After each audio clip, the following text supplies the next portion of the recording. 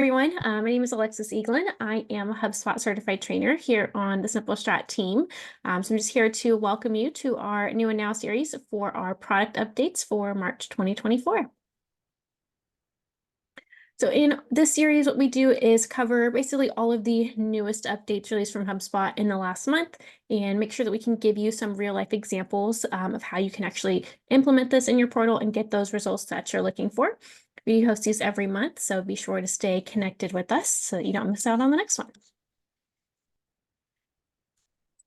So coming up today, we've got a lot to cover. We'll be going into the all-new Content Hub. So some of you may have been seeing some stuff about that, so we'll dive in more. There's also just like a lot of little tiny updates that are going to be rolled out for all customers. There's some new AI tools coming out, improvements to our help desk that we talked about in our update last month, and honestly, just so much more. We've got a lot to cover. So Tyler will be talking even faster than normal. And our general housekeeping, so we have that Q&A open. Feel free to just like throw questions in there throughout the entire webinar. We will do our best to get to answering them today. We might go a little bit longer to make sure we can answer any questions that you guys have. The session is always recorded, and you will get out an email in the next day or two so you can look back over that recording and the slides from today's show. And just be sure to follow along, take some notes on upgrades that, might not apply right now, but if you're interested in, talking about possibly going into the next tier, we're happy to talk through those questions, and, you could unlock a lot of growth with a lot of these updates. So if you're not familiar with Simple Strat, we are HubSpot solutions provider. So we will help you in different aspects, whether you're looking to upgrade and have questions on, what hubs do I actually need to get these things done, need help executing any of the things that we're talking about today. Maybe you have a messy portal and things just need to get cleaned up and fixed. We're here to help kind of put that all to work for you. So be sure to check us out at simplestrat.com/consult. And now I will kick it on over to our leader here, co-host of our HubSpot Hacks channel, co-founder of Simple Strat, Mr. Tyler Samani-Sprunk. Awesome. Thank you, Alexis. As she said, we have a ton of stuff today. Not too often that HubSpot releases a brand new hub, so that's going to be super exciting. We're going to talk about that. But honestly, that's not even like what I'm most excited about for today. A lot of times when I do these updates, there's like a lot of stuff that enterprise customers can use. And it's like a little things you can use on Pro. And then if you're a starter or free, there's like nothing. Today, we've got all kinds of things that are going to be just, I call it quality of life improvements, right? They're things that are going to just make using HubSpot and administering HubSpot easier. And they're going to be available to all customers. So we got a lot of those updates in addition to the new hub. So there is a lot. As we go through today, you might feel like Lucy here. You're going to get a lot of information. I'm going to go super quick, but I wanted to make sure that you're aware of everything that's coming out, and we also go through some use cases for these. So get out a pen and paper, Word doc, whatever, make some notes of some updates that you want to implement for you. And then if you've got more questions, we'll have some time at the end, but definitely book us a free consultation at simplestrat.com/consult. We can go into a lot more detail with any updates that you have questions on. So without further ado, let's get started with HubSpot's brand new hub called Content Hub. So this just dropped last week.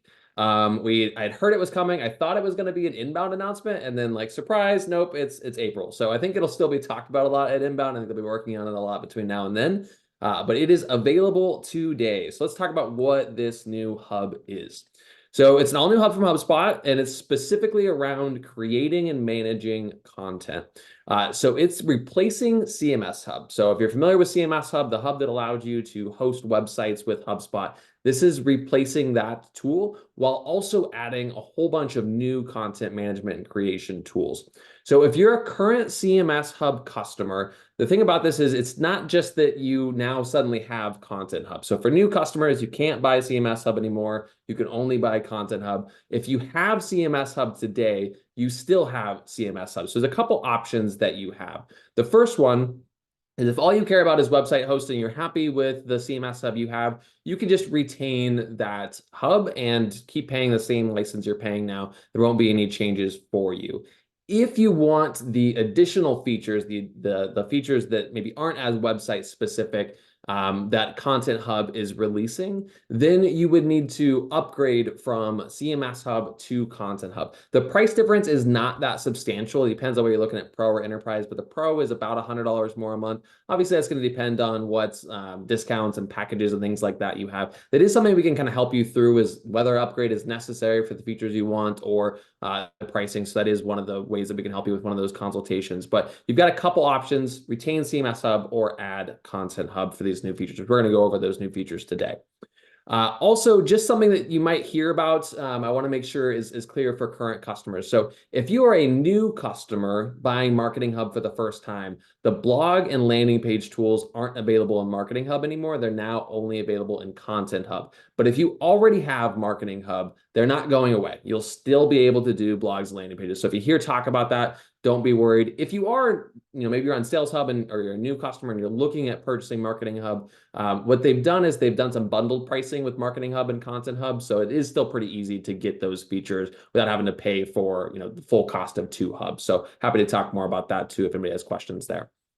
And then the other thing that they've repackaged is that there were membership features that are pretty exciting. You could do things like gate a full blog. You'd have like customer portals and things like that. But they were out of reach for a lot of people because they were at the CMS Hub enterprise level. So you had to be paying that enterprise level to get access to that. They've actually moved that down to the Content Hub Pro level. So if that was something you were kind of, this would be nice to have, but I just can't afford enterprise, Marketing Hub or Content Hub Pro is a lot more affordable. It might be the right time now to kind of re-look at that. So that's a few of the changes. Now I want to get into some of the feature updates here, some of the new features that are coming out as part of Content Hub. So before I do that, on the left-hand side, you're going to see a few things. You're going to see the name of the feature. You're going to see the level of Content Hub that it's included in.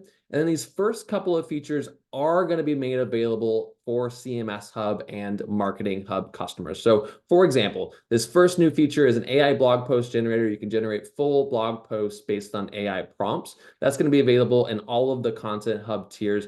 And if you do already have CMS Hub or Marketing Hub, you're going to get some of the functionality. So you won't get the full-fledged AI generator that's going to be available in Content Hub, but you will get some AI content generation tools. Still, this is a brand new hub, so we're still kind of understanding the difference, but that's what we know so far about the difference there.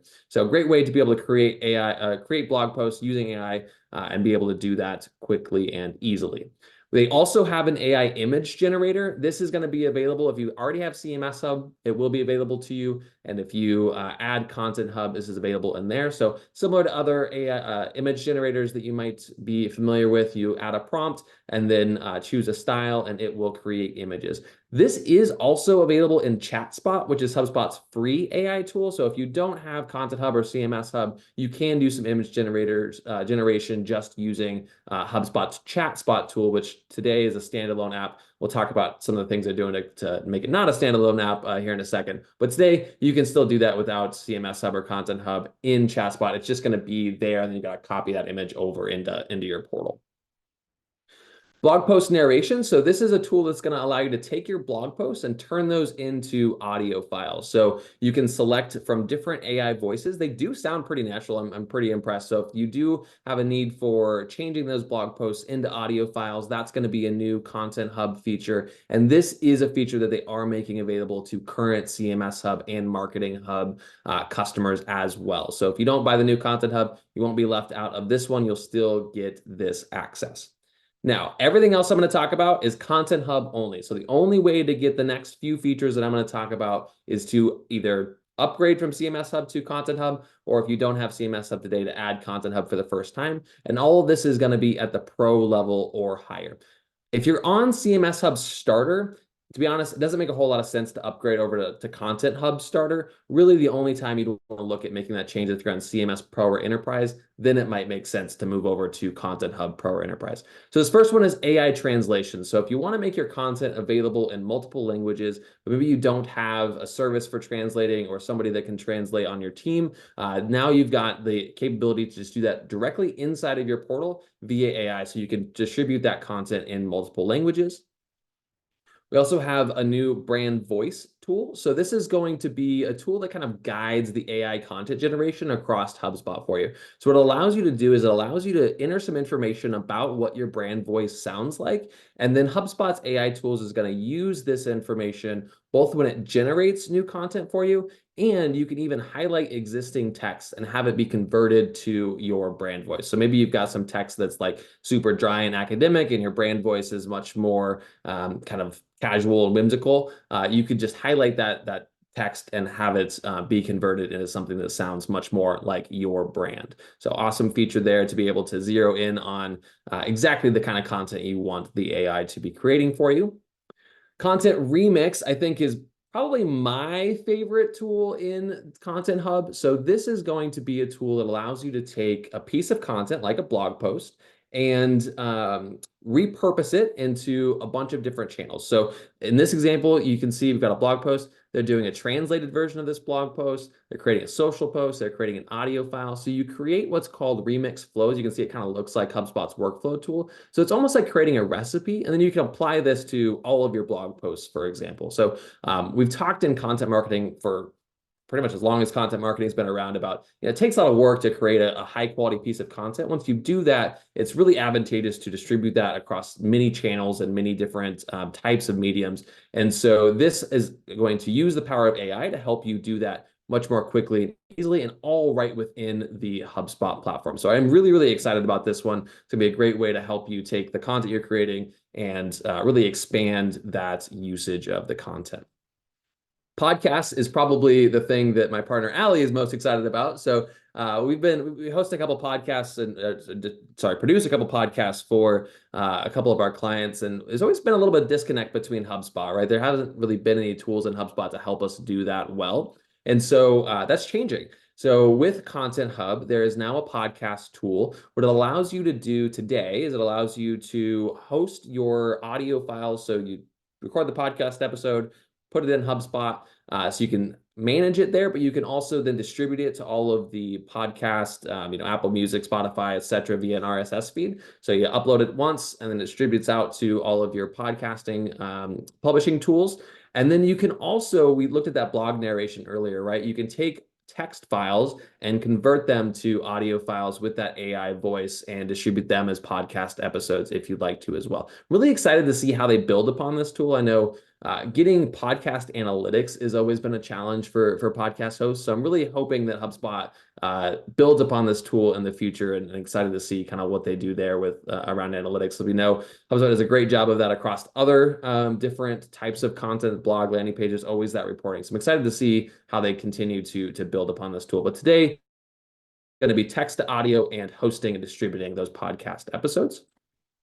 And then there are a bunch of little things, but this is the last kind of big feature of Content Hub. So this is called Content Embed. It allows you to create and manage content in HubSpot that's actually shown on a WordPress site. So if you think about a WordPress site, a web page on that site, this is going to be like a section of content on that page that's created and managed in HubSpot and shown on your WordPress site. So this is going to be great for a couple reasons. Maybe you really like HubSpot's tools for everything else you're doing in it, but you just can't get leadership to agree to move a website over from WordPress to HubSpot, or there's some reason not to move your website over to HubSpot. This is going to allow you to use the HubSpot tools without needing to move your website over. The other thing that this is great for is maybe you as a marketer want to be able to manage more of your content on your website, but the IT team throws up barriers, or you're just not comfortable in WordPress.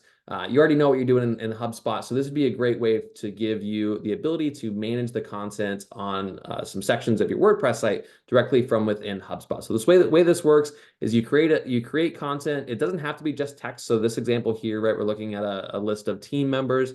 And then this only works in WordPress's Gutenberg editor. So like the default editor. It doesn't work if you've got like a custom coded WordPress site, or if you've got, if you're using like an Elementor or a Divi. But if you're using the standard page builder in WordPress, there'll be an option for this HubSpot content embed if you have the plugin, and it will just embed the content. It's not an iframe, it's HTML content, so it'll still be crawled by all the SEO browsers and all that. So again, great way for you to manage sections of content within your WordPress site from directly inside of HubSpot. So lots of awesome features as part of Content Hub. If those are interesting to you, definitely give us a shout about either upgrading your CMS Hub to Content Hub or adding that into your current subscription. So now we're going to get to some of that stuff that I talked about that's available for everybody. So some of the things that are going to be in this section will be at like the pro or enterprise level, but a lot of this is available to all customers. So when you're looking at a slide, on the left-hand side, we're going to give you some information about who it's available for. So first thing is whether this is a live feature already in your portal, a public beta, which means you can go to the product update section of your portal and enroll in the beta, or a private beta, which means you have to request access and HubSpot may or may not give it to you, or they may kind of delay it. So this first one we've got is in a private beta. Then it's going to say what hubs it's available for. So this first one is all hubs, and then what tiers. So free, starter, professional, enterprise. So this is available private beta, all hubs, all tiers. And what it is ChatSpot Copilot in HubSpot. So they're taking that ChatSpot tool that I talked about earlier and making more of those features available directly inside of HubSpot. So you're going to be able to see it both on any index views. So that's like a list of contacts, list of companies, etc. You'll see a little ChatSpot icon over the right-hand side, and you can chat with it here. And also if you're inside of a record, so if you're in a contact record, for example, you can go to actions, and then you can use ChatSpot today to summarize this record. And they're consistently adding more and more actions from ChatSpot that you can do from directly inside of your HubSpot portal. This is a limited private beta, so it may already be full. They were only allowing in the first 1,000 customers to request this, but just note this is something that's coming for you. So if you've been playing around with ChatSpot, but I really want this in my portal, that is coming for us.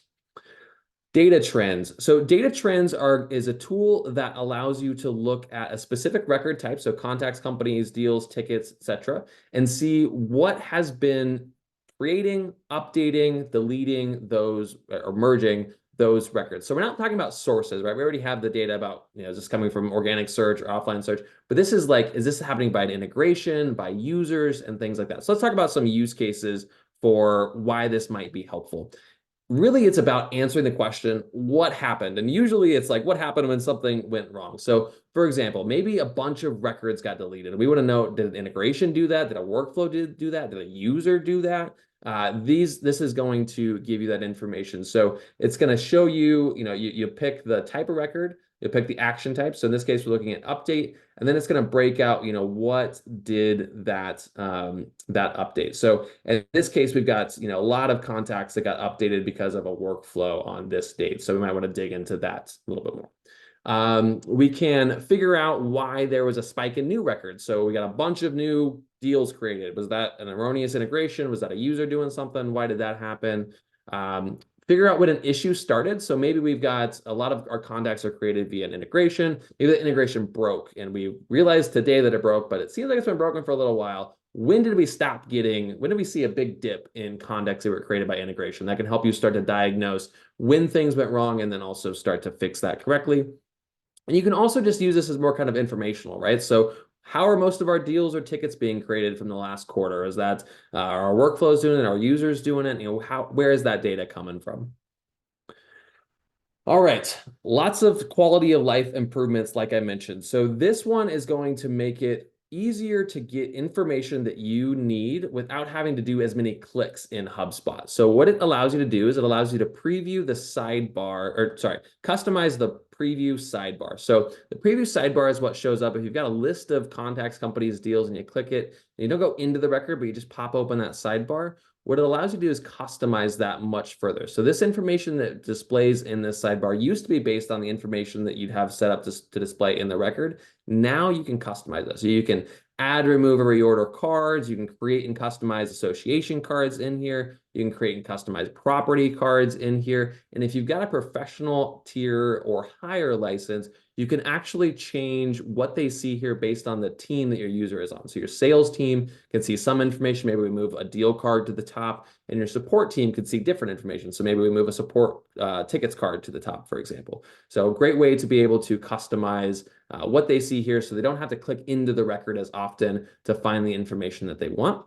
And speaking of less clicks, the other change that they've made to this preview sidebar is now we can take actions with that record from directly in the sidebar. So if we want to send an email, log a note, call them from the HubSpot CRM. We have these buttons that are typically, they used to only be available when you clicked into the record. They're now available right in this preview sidebar. So if we want to go through a bunch of contacts and send a bunch of notes, or sorry, send a bunch of emails or create a bunch of notes, we can just do that without having to click into the record, wait for that page to load, click again to do it. We can do it all from the sidebar. So much more time savings, especially when we're doing a lot of activities. The next one is being able to delete form submissions. So this is something that is like, it's one of those updates that like, really, we didn't already have that. But if you've tried to do it in the past, you've run into the fact that you can't do it. And it's been something that we've been requesting for a long time. It is still in private beta.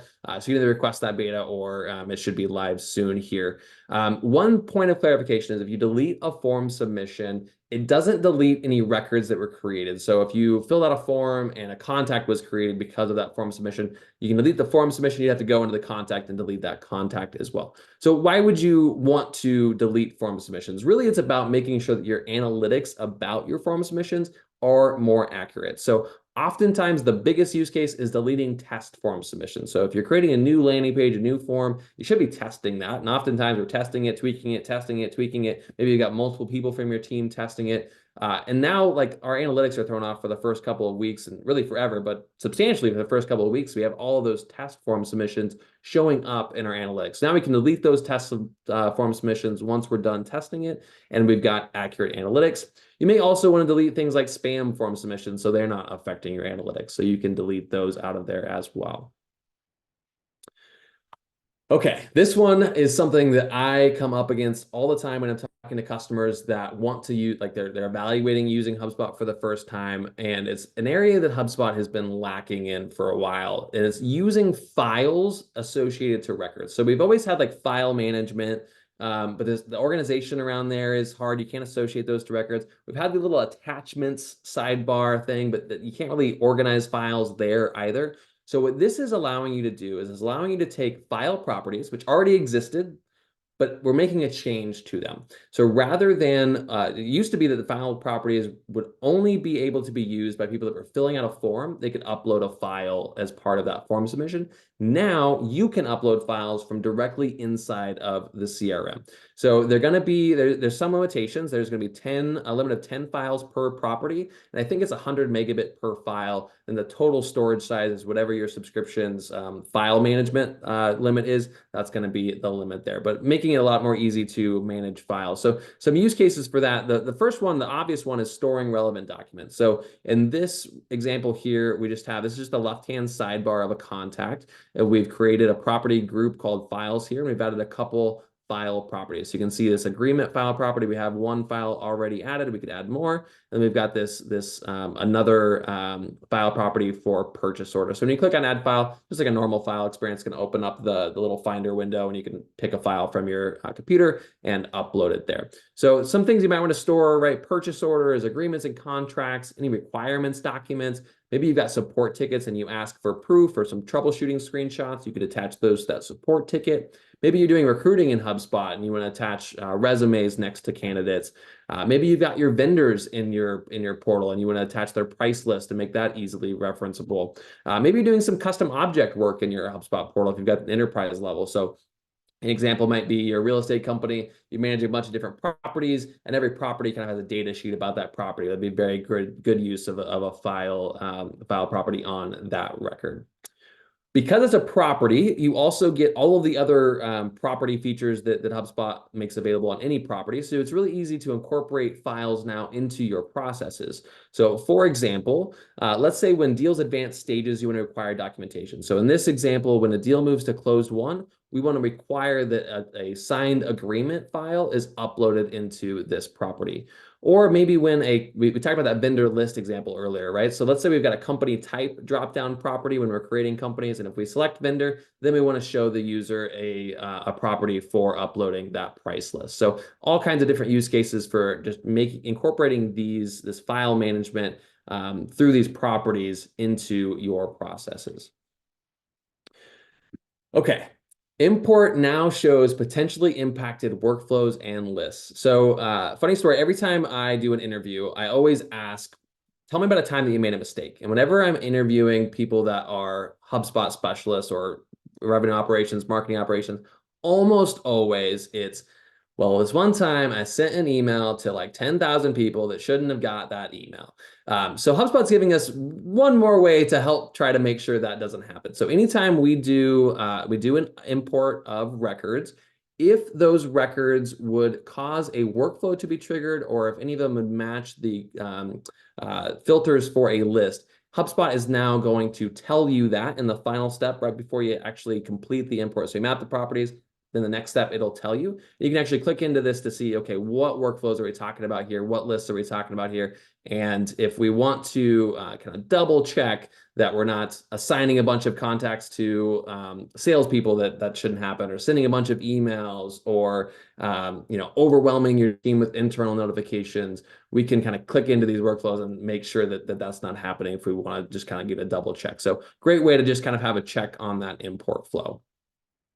We also have a new chart type inside of HubSpot. So this is 100% stacked charts. What this chart visualization type is going to make it possible is to see changes in proportions over time. So a few examples that this is, so we were talking about things that are available at all levels. This is going to be professional enterprise only, but there are some great use cases for this if you are at that level. So couple things. Maybe we want to see how our portion of page views by source changed over time. So, organic search versus ads, how is that changing over time when it comes to our page views?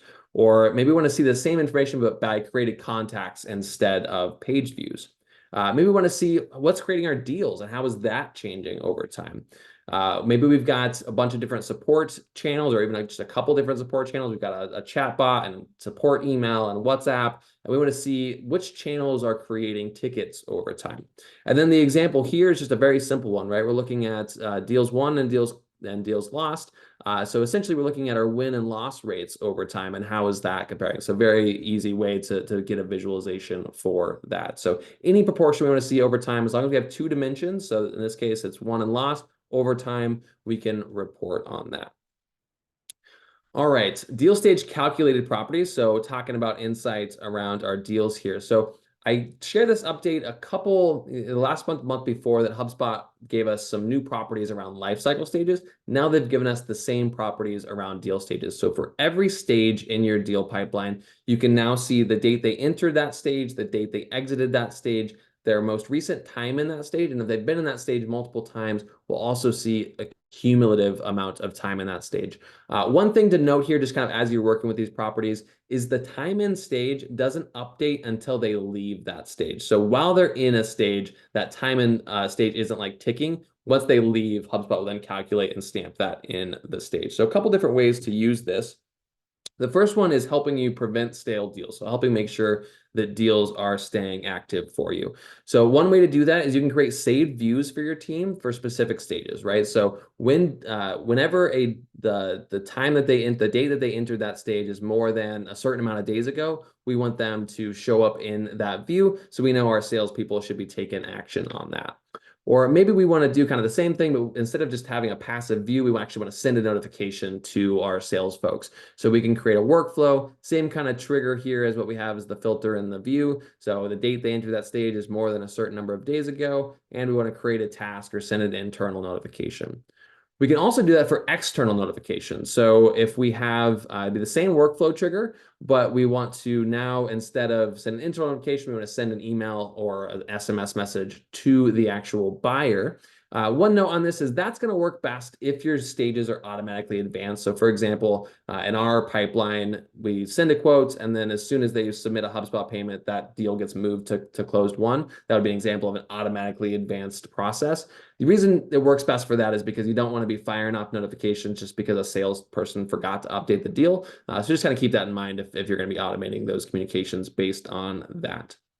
The other way to use that is to improve reporting. So now these properties are available in reporting. There's a lot of new reports we can generate much more easily based on these properties.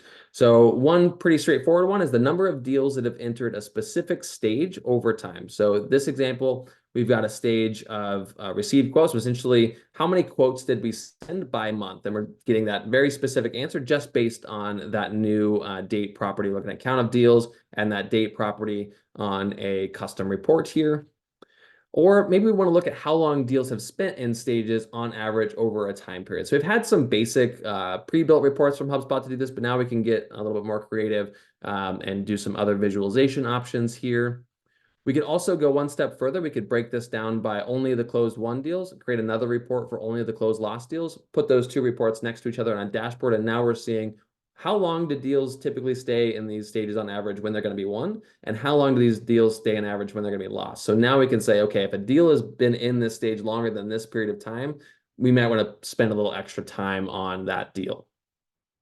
How much time how time in a specific stage has changed over time. So we're using time in that a lot. But how is the number of days that a deal has spent in a stage changed over the course of the last year, for example? Are we starting to move deals through that stage faster, slower, etc.? So lots of new reports and insights that we can get there to move deals through faster and win more revenue. Another one that I have seen blow up on LinkedIn, one of these things that seems small, but people have been waiting for it for a long time, is a sync property type. So this is another way to think about this is a reference property. So for example, I can create a property on a contact record, name it whatever I want, and the value of that property is always going to be equal to the value on an associated company property. I'll share some examples here in a second. Couple things to note, this is only a one-way sync. So in that example, if we update it on the company, it'll show up on the contact. We don't have the option to update it on the contact. So one-way sync, it is in beta. While it's in beta, HubSpot has warned us it might be a little bit slower than what you would typically expect. So they're working on that speed as well. A couple examples of why you would want to use this. So syncing from company to contact, you might want to sync company name, industry, number of employees, office address, anything that's going to be stored at that company level. You may want to see on a contact record, but you don't need to keep it up to date on a contact record. It's not going to vary by contact. They're all going to be the same, and it's all going to be equal to what's on the company. Maybe you've got a custom source property that you're manually editing or it's being controlled via workflow, but it's not the same as HubSpot's original source property, for example. And you want to copy that over from contacts or companies to deals. Or tickets. Maybe you want some information about that customer, really very visible within the ticket properties. So maybe how long they've been a customer. So you could use that date entered customer lifecycle stage property and put that over into the ticket, or maybe how many support tickets they've opened in the past. Maybe you're storing that information on a company record, for example, and you'll be able to really easily see that on tickets. Is this somebody, this is their first ticket? This is somebody that we get tickets from all the time. So you can see that very easily. So a lot of us have done a workaround to accomplish the same thing. So in our portal, for example, we have a workflow today that if the company name is unknown on the contact level and we know the company, we know the company record, then we copy that name from the company record over into the company name property on the contact. So that's a workflow we have now. We could just very easily replace that workflow with a sync property. So if you've got a bunch of these workflows hanging around, you might consider replacing those with these new properties, just less workflows to manage and keep documented and keep track of.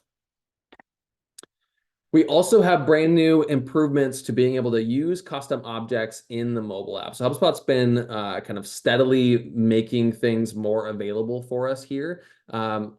Historically, custom objects have been a little bit tricky to work with on mobile. We often have to go into the contact or company the custom object is associated with to navigate to the custom object. It's a real pain, and oftentimes there's just if you want to work with custom objects on mobile, kind of good luck.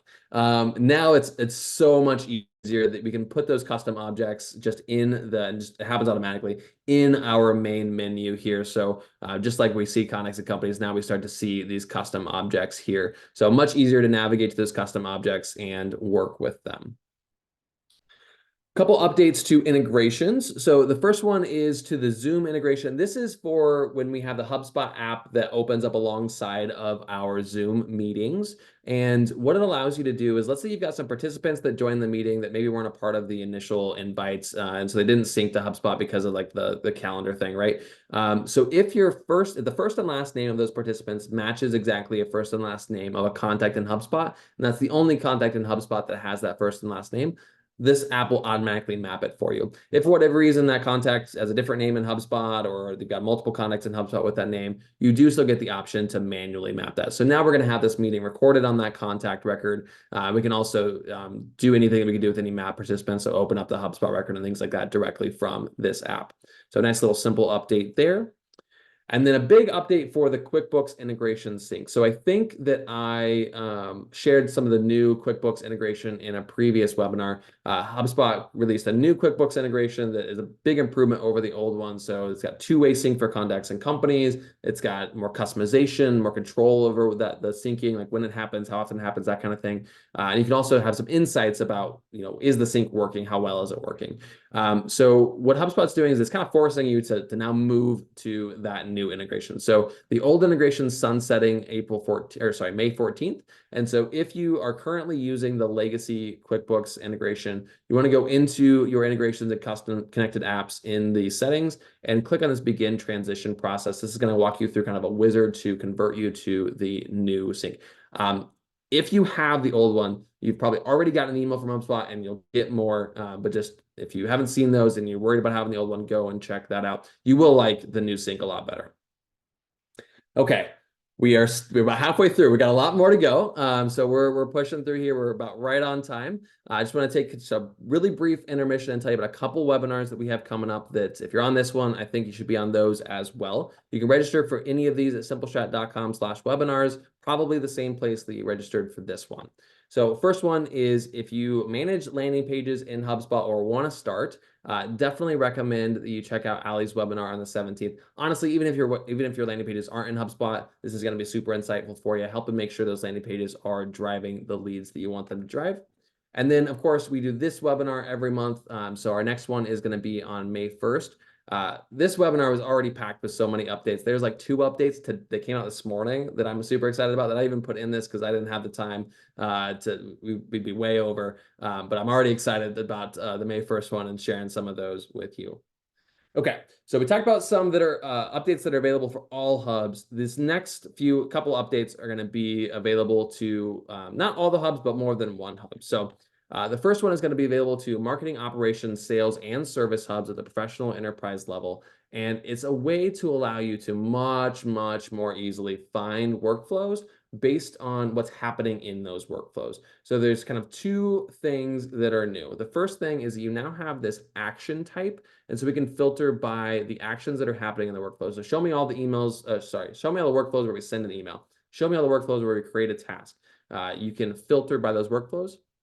The other thing that we have is we have a new column here that is going to show us all of the action types for a specific workflow. So to list a couple, then you can hover over it like this example here, and it'll list all of the actions that are in that workflow. So if we're kind of trying to figure out what a workflow does, we don't have to click into it to see that. We can just kind of hover over and get a very high level overview of the actions that are included there. So again, just a great way to save some time on that administration side, especially if we're trying to find a workflow or audit our workflows. Very helpful for both of those things.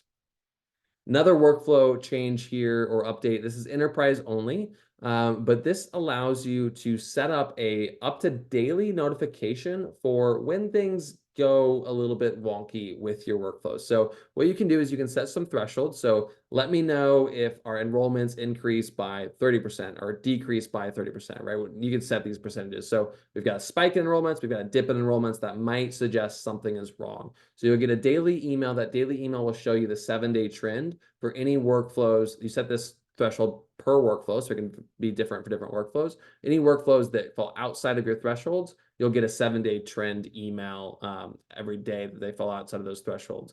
So great way to just kind of stay on top of things that might be going wrong before they cause major issues. All right, Commerce Hub. Commerce Hub is a new-ish hub. They announced it at Inbound. Basically, if you have any HubSpot subscription, you have Commerce Hub. It's a little bit different, works a little bit differently. So if you're on HubSpot, you have access to Commerce Hub. You don't have to pay for Commerce Hub. The way they make their money here is they take a little percentage off of any payments that you process through HubSpot through Commerce Hub. This is tools like invoicing, quoting, payment processing. So the update that we have in Commerce Hub here is you can now accept partial payments on invoices that you manage through HubSpot. So it used to be if an invoice was $500, you could accept a HubSpot payment for $500, apply a manual payment for $500, but you couldn't do accept a payment or apply a manual payment for less than that. Now you can. It's per invoice setting. And some reasons that this might be helpful, right? So let's say you've got a customer that wants to split payments up. Maybe they want to put some money on a credit card and put some on ACH or a check. So you could allow them to do that now because they can do partial payments. They could submit both payments on the same invoice. Maybe you've got a customer that you're having a hard time collecting from, and you need to give them a payment plan to make it possible for them to be able to pay your invoice. Well, now they can do that without having to reissue invoices and all of that. They can just issue partial payments on that invoice. And maybe you've got, you've got an initial deposit and then a later payment that you want to collect from them, and you want to manage that all from a single invoice. You can do that as well. Some other situations that might require partial payments, but these three are kind of the most common that we see. Service hub improvements. So the first one's a big one, and the other things are going to be kind of those quality of life improvements for help desk. They're going to be the things that like, didn't we already have this? Like, we should have already had this, but they're here now. So the first one is the big one. This is dependent fields in custom surveys. So basically, we can ask questions in surveys based on how they've answered another question. So let's go through some examples of this. So it's really helpful for kind of getting more relevant insights. There's a lot of use cases for this that might be specific to the type of survey that you're doing or the types of questions you're asking in that survey, but some that are kind of could be applicable to everyone. The first one is, let's say you've got a kind of satisfaction question. Are you satisfied? How satisfied were you, etc. They respond negatively to that question. You could say, you put a question that asks what could be improved. And maybe if they respond positively, we ask what they enjoyed most. So we can, start to curate both the messaging that we're giving those questions and the types of questions we're asking to get the insights that's most helpful based on how they answered that question. Another example is maybe we really want to ask a lot of questions, but we also know that if we ask a lot of questions to everybody, we're going to have our response rate for our surveys is going to go through the floor, right? So maybe we ask 2 or 3 essential questions that we want to know from everybody we send this to. And then for people that maybe are willing to give us a little bit more time to share a little more feedback, we ask a question: are you willing to give us a little more feedback or to answer a couple more questions? They say yes. Now we populate those other questions. So a great way to kind of customize the experience for the user while giving you an opportunity to get a lot more insight from that survey. Now I'm going to go through these super quick. These are things that are already available in other tools, the conversations inbox or the ticket tool in HubSpot. The help desk we talked about last month, right? It combines conversations and tickets into one cohesive experience for our support reps. And we've made some updates, bringing some additional features to help desk from those other tools. So the first one is up until recently, you had to have a paid service seat to access help desk. But we know that sometimes people that aren't a service rep need to see a ticket. Maybe a developer needs to get in there or a salesperson needs to see something, right? So we don't have to give all of those people paid seats. We can now give them access. The access is still pretty limited. I apologize. I know this is a pretty blurry image. One of the things that they won't get, for example, is they won't get all of your saved views that you have set up in Help Desk. They'll only get all tickets and tickets that mention them. So the recommendation here is that if you have a non-support rep that you want insight, you want their help on a ticket, mention them in a comment or note, and then it'll show up in my mentions. They can very easily navigate to that ticket. Another one is WhatsApp is now a channel available in Help Desk. It's been a channel available in Conversations inbox for a while. Now we can incorporate it into Help Desk. And we can also merge tickets from directly inside of Help Desk. So another tool in HubSpot that's reducing the number of clicks that we need to make here. We've always been able to merge tickets. Now we can do it without leaving the Help Desk area, the workspace. So maybe you've got somebody that's talking about the same issue, but they called and then they sent an email, and those are 2 separate conversations. Now we can merge them into one ticket inside of Help Desk, for example. Okay, Operations Hub, my favorite hub because it makes life easier. No matter what else you're doing in HubSpot, it makes life easier for us admins. So the first update here is going to be available at Starter Plus. So pretty much anybody that's got Operations Hub is going to have access to this. What it's going to do is it's going to use AI to look at your location-based fields and recommend either, hey, it looks like something's missing here, or hey, this looks like it's a different format than what you're using everywhere else. So this example here, the time zone is empty and the state we've got as 2 letters, but everywhere else we do it as a full spelling. So it's recommending we fill in the time zone, we spell out the full state, we just accept those changes and it'll populate into those properties. So great little tool here to help us stay on top of that location information. Super helpful if we're doing anything around mapping or mailing, make sure that all that is accurate. We also now have proactive alerts for new duplicate records. So we've been able to get like some retroactive summary duplicate reporting, duplicate notifications. But now we can say if our duplicates in any single day exceed a certain amount, send me an email so I can stay on top of that and make sure we don't have duplicates just proliferating in our systems. That's available at the pro or enterprise level. All right, wrapping up with a few updates from Marketing Hub, and then we'll open it up to your questions. Thanks for sticking with me as we kind of flown through these. All right, first one is a new AI tool in HubSpot. So I talked about a couple months ago, we've been able to now create subject lines for our marketing emails with AI.